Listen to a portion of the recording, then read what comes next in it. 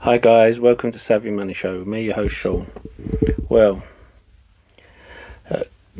today we're going to create our own genetics ETF, and we're going to whittle down and show why it's better to create our own and go for specific companies rather than just buy into a genetics ETF. Firstly, you have the fact that if a few companies win, there will be 27 to 47 companies in an ETF, and the others will lose, and they'll be dragging down the rest of them. And then we're going to concentrate on a genetic editing ETF. Right. The problem with a lot of ETFs in genomics sector is they put in companies that are not genetic, pure play genetics. So you would have likes of AbbVie and Thermo Fisher, Pfizer. Why? Because these are companies that are revenue generating companies that are considered safe plays, that make the ETF look more attractive and make it look like it performs better than it would. But we're not, if we're investing in genetics, we're not looking for safe value plays performing well now, especially with the market the way it is now. We're looking for ones that are going to perform well in the next 2 years, 5 years, 10 years. Because we all know that genetics are going to be the future of healthcare. Look at where we are with electricity now, where 100 years ago they were making fun of electricity, how electricity was going to kill you if they laid wires along the streets, when gas was the way they was lighting things. And now we could, 90% of the people say they couldn't live without either their smartphone, their computer, or their TV. They could live without one, but not without all three. Well, basically a majority of things in our life are now use electricity in some form or another.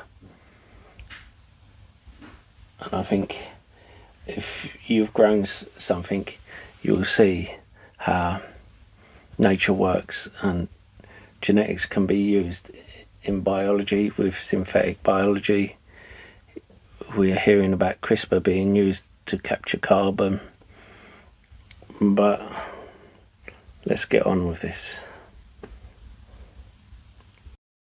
Don't forget to hit the lovely like button and sexy subscribe button, and don't forget the bell notification. You'll be notified when a new video gets uploaded. And the free links in the description below. You can pick up a free share worth up to £200. And check out our Discord.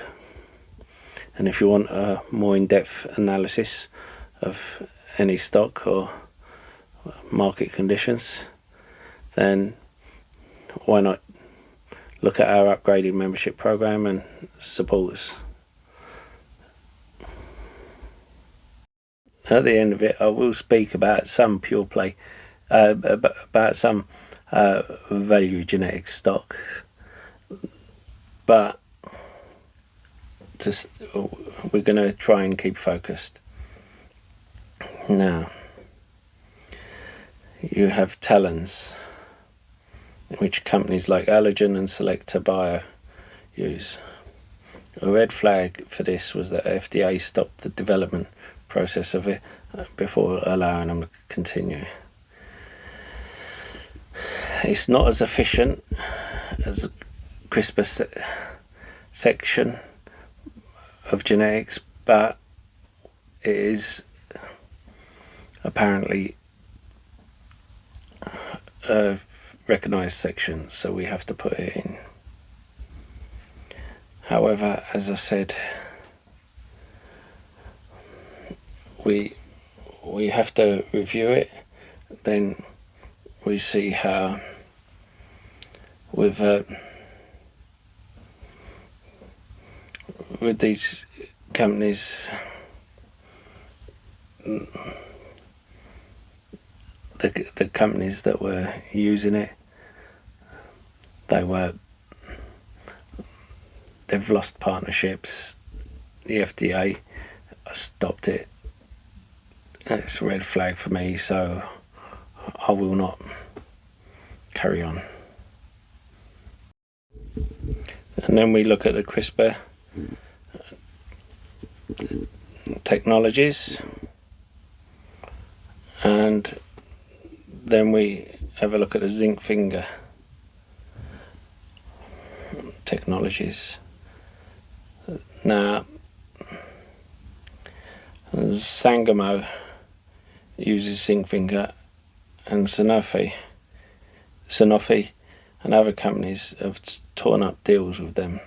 They'll run out of partners willing to work with them. When they IPO'd, there was $100 million company. They now have $150 million money. They can use the excuse that they have that money and no, they don't have to share the deal. But how long is that money going to last them as they're burning through cash? And you have to ask, how will they get another partner when a major company like Sanofi says we don't want to work with them anymore? We don't think it's viable. That's going to raise red flags. Remember the Theranos deal? The thing that prevented WBA from going in with both feet was the fact that a major biotech company had already been presented with it and they turned them down.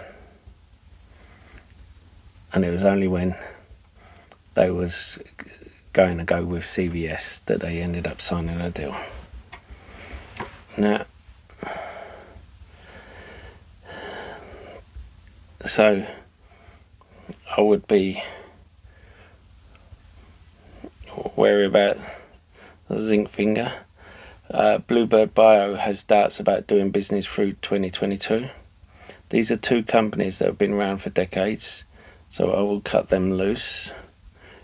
If you want to, with Sangamo, with the fact that they have that cash and you want to keep some free shares riding, then fine, but personally I would cut.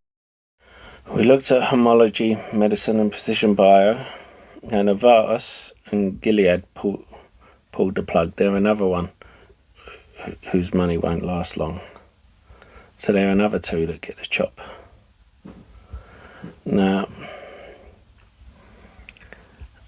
you may disagree with me. You may say, well, Precision Bio's in most ETFs, but we're looking for the winners here. We're looking for our money has to stay there for a long time before it gives a return. So we're looking for the winners. We started with a spray and play